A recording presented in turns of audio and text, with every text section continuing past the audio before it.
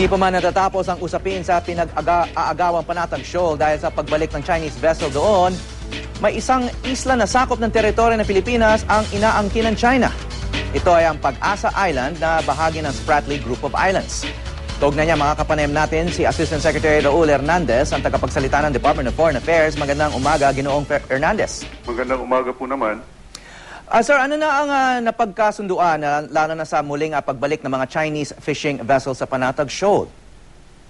Unang-una, yung pinagkasunduan doon sa pagkikipag-usap ng dalawang panig, yung panig ng Pilipinas at ng China, hinggil sa mga barko sa loob ng lagoon na aalisin lahat ng mga barko kasama na yung fishing vessels sa loob ng lagoon doon sa Bajo de Masinloc.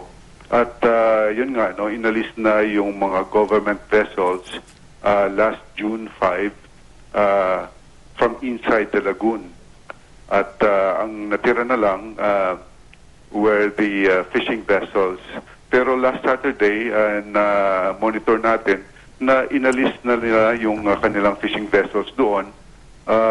Pero after 2 days, last Monday, nalaman po natin through the area survey that was done by the Philippine Navy na bumalik yung 6 na mga fishing vessels doon sa loob ng lagoon at kasama yung kanilang mga dingkis, yung maliliit na bangka na tumutulong kumolekta ng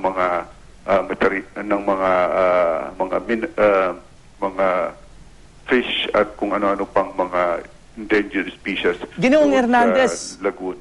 Yeah, Ginoong Hernandez, matatandaan natin na nagkaroon ng fishing ban, no? Yung dalawang bansa, hindi lang yung China, pati yung Pilipinas, dyan sa lugar na yan.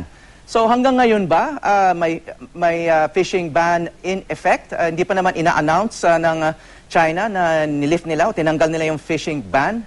Yeah, hanggang sa ngayon, nandun pa yung kanilang fishing ban.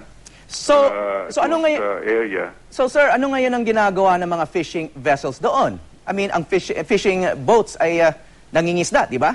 So hindi kaya labag yon sa sarili nilang fishing ban?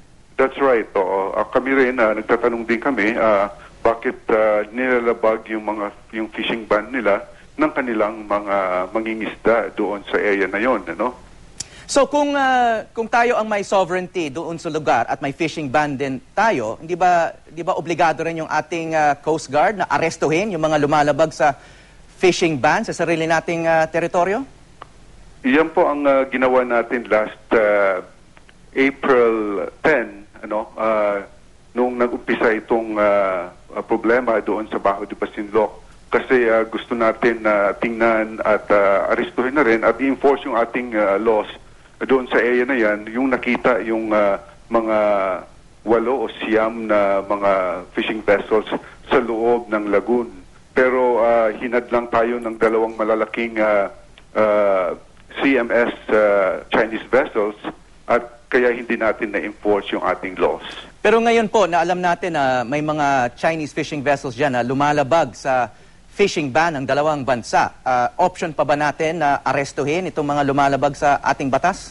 Well, sa ngayon kasi meron tayong sinasabing de-escalation policy, na ayaw natin na maging lumakas pa yung hidwaan dito at yung ma-aggravate yung situation. So sa ngayon, minomonitor natin yung mga ginagawa nila and hopefully we can use this later on in a proper forum.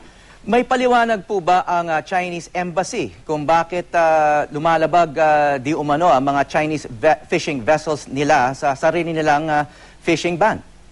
Well, ang nabasa natin doon sa mga reports nila na yung ginagawang fishing doon sa area ay hindi labag sa kanilang batas o sa kanilang fishing ban.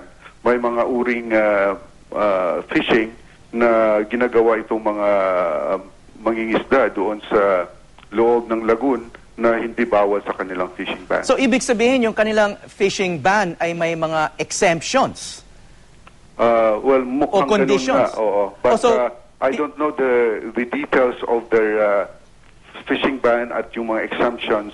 Baka pwede ho natin matanong sila kung ano ba talaga yung kanilang mga detalye ng kanilang fishing ban.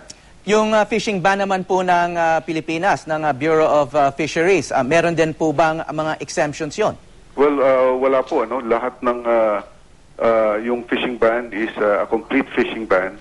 So wala tayong pinapapunta doon ng mga fishing vessels or mga bangka doon sa loob ng lagon para mangisda po doon. Kasi alam po natin na yung China po, nauna na magbaba ng fishing ban.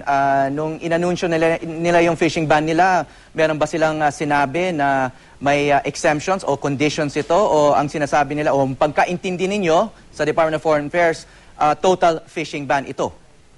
Well, unang muna, no, yung kanilang fishing ban ay hindi natin tinanggap, hindi natin recognize kasi ito ay nasasakop nga yung ating waters within our EEZ.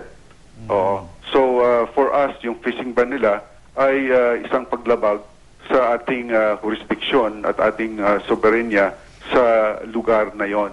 Kaya gumawa tayo ng fishing ban purportedly para matulungan natin yung pag-regenerate ng biodiversity at yung fish stocks doon sa area na yon. Okay, pero dahil nga na-kumpirma na may mga Chinese fishing vessels doon na nangingisda, masasabi ba natin na walang visa yung fishing ban ng dalawang bansa?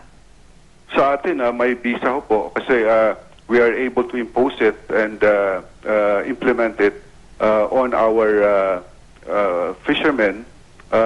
Pero yung sa kanila, that has still to be considered.